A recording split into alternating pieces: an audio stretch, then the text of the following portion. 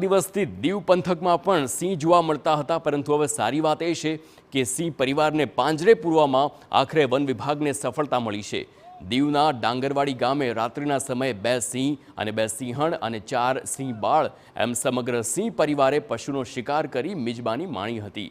સિંહની હાજરીનો જે આખો મામલો હતો તેને પગલે દીવ સહિતના આસપાસના પંથકના લોકોમાં પણ ભયનો માહોલ હતો।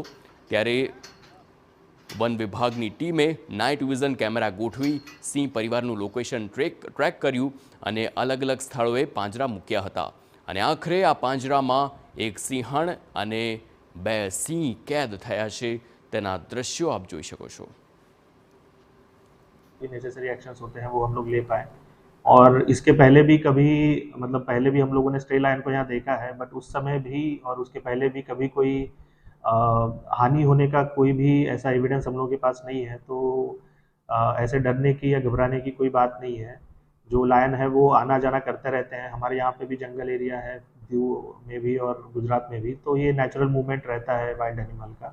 जस्ट हम लोगों को थोड़ा सा सतर्क रहने की जरूरत है। आवीने खेतरमां हूँ जोवा रह्यो तो हावजना पगला हता, 2 मोटा मोटा हावजू देखाया।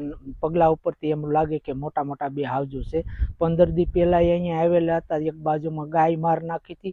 सिंहण ने हावजू बेना बसाई भेगा हता, एमां एक सिंहण पकड़ानी थी। आज पाछा 2 हावजूना पगला देखाणा छे। तो દીવ એક સુંદર પર્યટન સ્થળ છે। દીવનું જંગલ આશરે 516 હેક્ટર એટલે કે 7 થી 8 કિલોમીટર જેટલું ક્ષેત્રફળ ધરાવે છે। દીવમાં હંમેશા પર્યટકોનો જમાવડો રહેતો હોય છે।